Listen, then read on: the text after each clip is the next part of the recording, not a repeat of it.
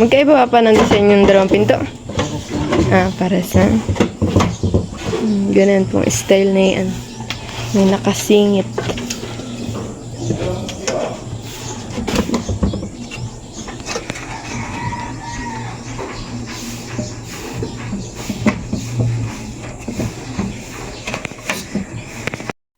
Yan, bali po ang ginagawa po ni Papa ay pinagdadatig-datig na po kanya pong tinatry buuin.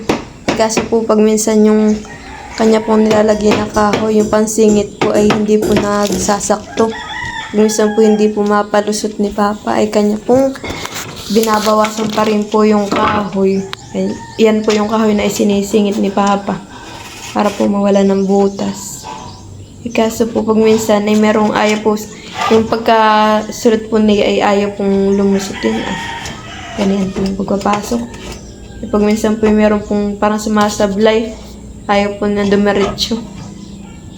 Kaya pong ginagawa po ni Papa yung pong malapad na hawak po na yan, ayan, ay kanya pong binabawasan po doon sa may pinakang gilid para po sumakto.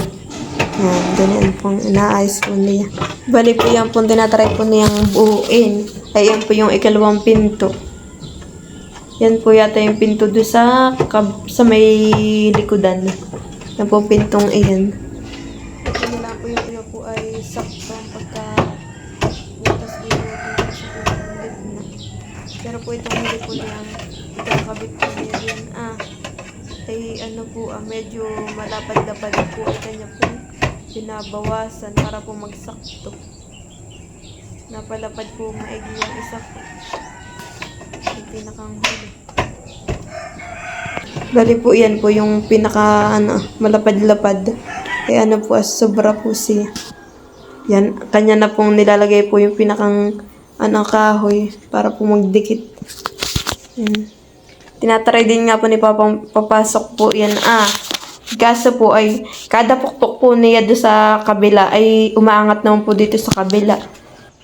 Yan guys, bali po nagkaigi na po si Papa. Ang gagawin na po niya ay mimix na po siya na ito pong epoxy. Yan, bali dalawa po yung epoxy, isa kulay white at asawan ko po yung isa kung red bagay yan. Asawan ko po anong kulay na yan. Bakit kaya ganun? Pinagsasama yung dalawa bago i-haplas. Yan, bali po din po ni Papa i-haplas para po maikabit na yung aming pinto. Kaso nga laang po, wala pa pong doorknob. Yeah. At na-order pa po kami.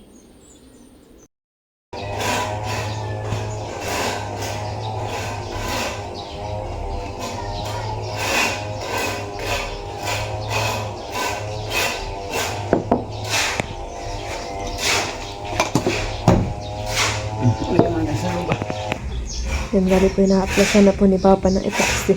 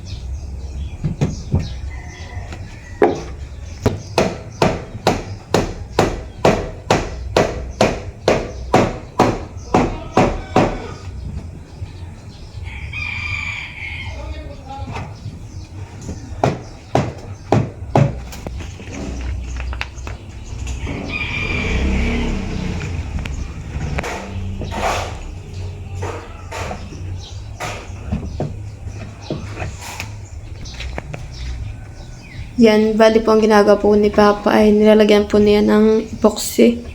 tigkabilang gilid po. Para po mapix na. At nang mabuo na po yung ating pong pinto. Yan. Doon naman po nilalagyan po sa isang dulo. Yan.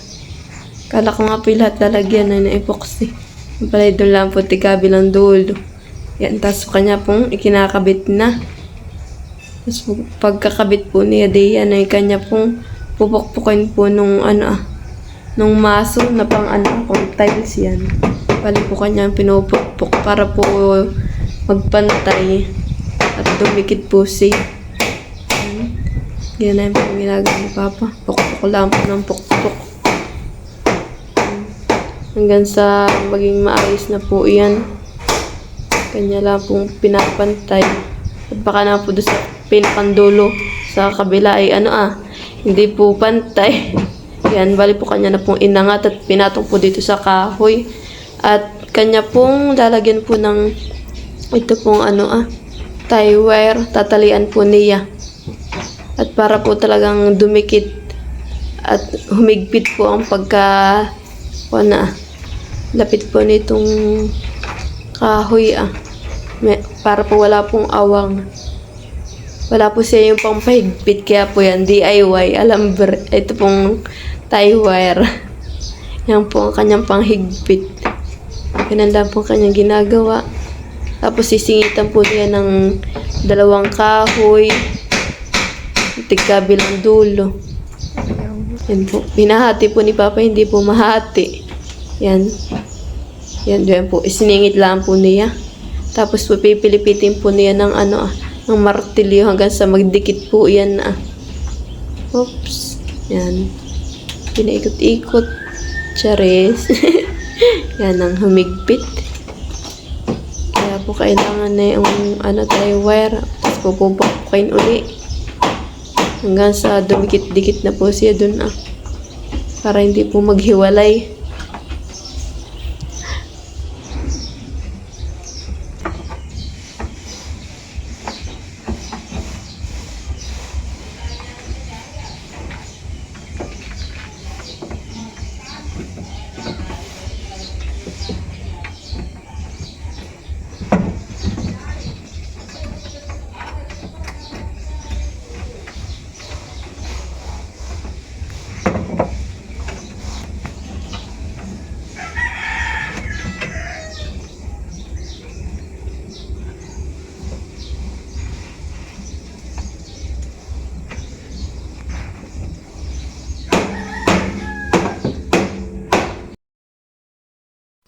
Yan, bali po binubutasan po ni Papa na itong bari na itong ating pong pinto. Nung po, sabi ko kay Papa, bakit po binubutasan? Yan, sabi po ni Papa, ay lalagyan po niya ng nitong kahoy para pinakang pako po niya. Para po hindi maghiwalay. Yan po ang pinakang pako niya ang ginawang pinto ni Papa. Isingitan po niya ng kahoy. Yan. Bali, 4 na ikakabilang sulok ang kanya pong binubutasan. At lalagyan po ng kahoy. Yan po yung bali isisingit po ni Papa, kanya pong ginagamitan po ng planer para po magkasya po doon sa pinakambutas. Kanya pong binabawasan. Yan. Bali, tinutusok lang po niya doon. Kung kasya na. Tapos po yan po yung kanyang lalagyan po yan ng epoxy. Yan, nilagyan na po niya ng epoxy. Tapos po pagkalagay po niya diyan, pagkatusok, ay kanya pong lalagariin. Yan, nilalagaray lang po niya. At pagkatapos po niya lagariin, ay po ang pinupukpok po niya ng martilyo para po bumaon yung sa pinakang butas. Yan. Bali, ganun lang po uli. Kanya lang po may planerin, tapos tusok po uli doon. Tapos po lalagariin hanggang sa lahat po ay kanya pong malagyan po ng kahoy. Pinakampako po niya. Iyan. Ganun po pala yun. Yan guys, bali po tinatagpian na po ni Papa yung mga may butas-butas pong ganito. Nalagyan po ng epoxy. Para di na po halata.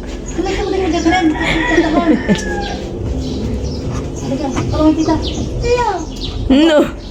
No! Dito ka lang. Nakasabang ko maupo. Bay, kapatid ba po, Wing? Magbulot ang mata. Magbulot ang mata. Baba.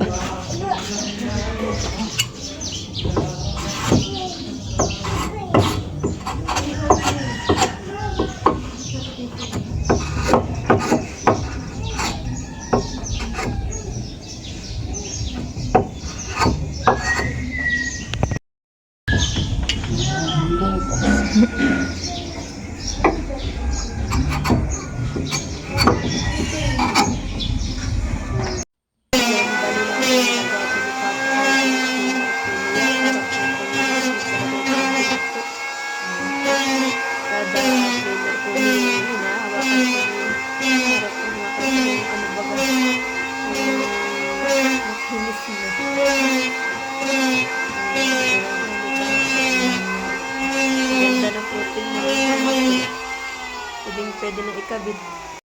Yan, bali po nilalagyan na po ni Papa ng design. Ito pong ito pong pinto. Ikaso po pag minsan po meron po napapalalim po si Papa na pagdi-design. Nauukab po siya ng kaunti.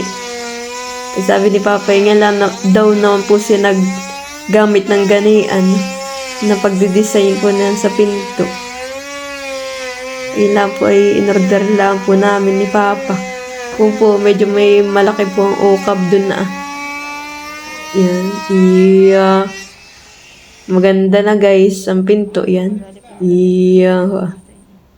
Design po ng pinto. Ganda na guys. Pwede nang ikabit talaga. Napakagaling po ni Papa maggawa ng pinto. Yan, bali po ay binaligtad na po ni Papa itong pinto at dito naman po sa kabilang gilid po ay kanya na po ring dinidesignan. Ay kaso nga po yung kanya pong pang design po ay medyo po umiinit po siya.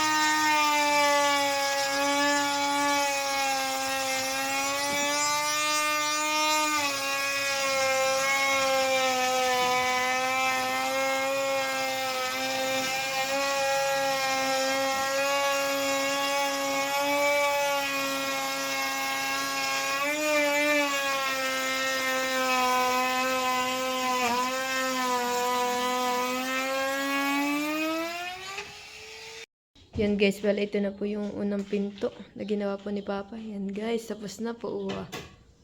Yan na po guys. Yan guys, bali tapos na rin po itong ikalawang pinto. Yeah. Pwede na po yung kabit bukas.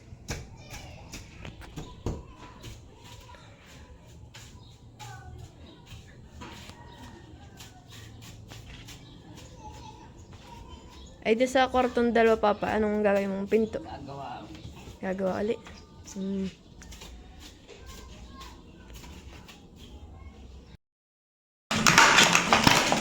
Yan guys, bali pagkakabit ko itong bisagan na ayan dito sa pinto. Ganyan.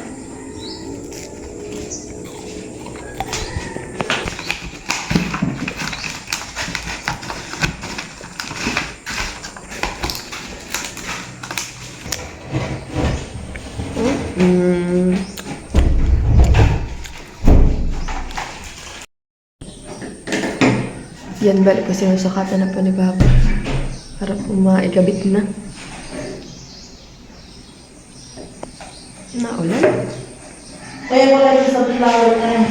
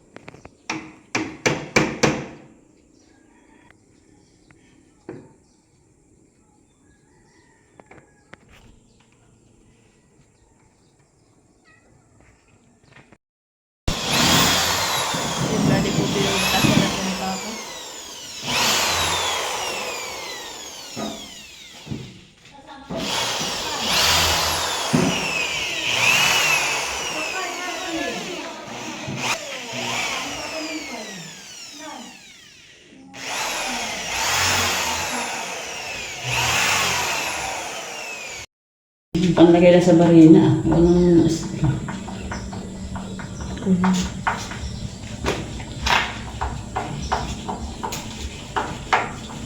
mahirap pag ganito. Nasa barina ay mabilis. Pero ito mga ninay ako na Ayun. mangga.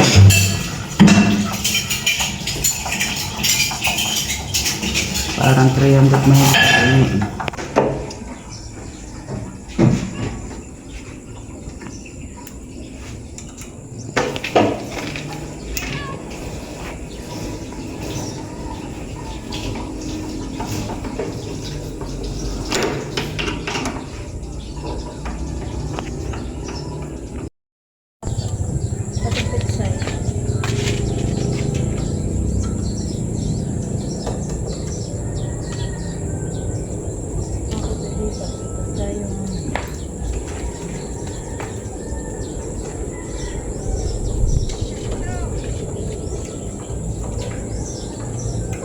Walang ice cream tangkalin sa barina.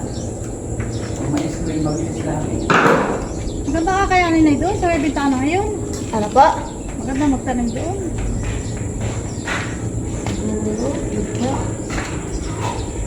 Ako muna ay maliligo.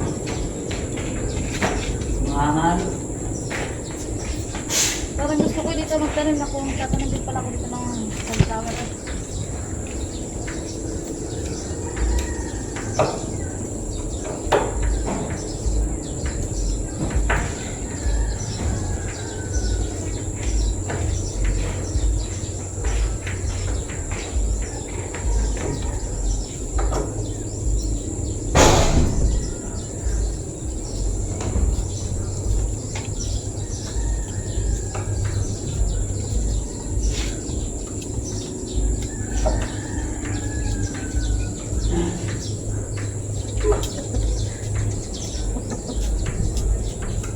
Ngayon yun, dapat pakadip ako.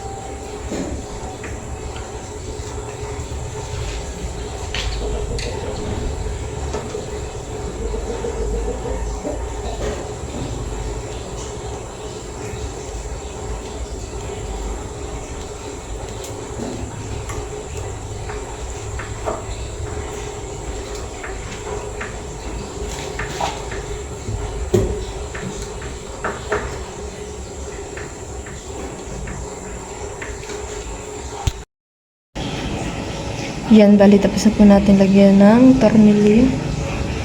Yan guys, natapos ko na po lahat.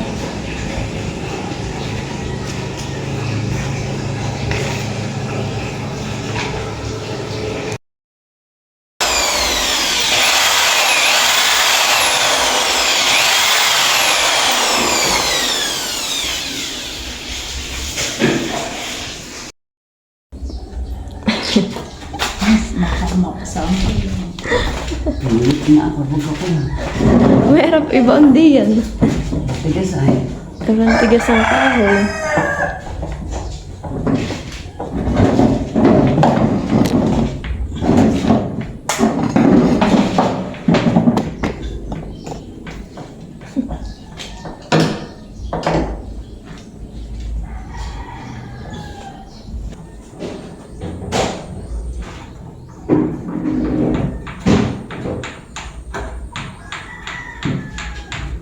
Yan guys, bali na-cut na po yung pinto. Yan na po. Kaso po ay wala pa pong doorknob. Basta ganun lang po muna. Yeah. Maganda na guys. Yan, bali dito naman po sa may harapan ng kakabitan po ng pinto. Yan, tinatanggalaan po ni Papa yung mga dating anong pinto.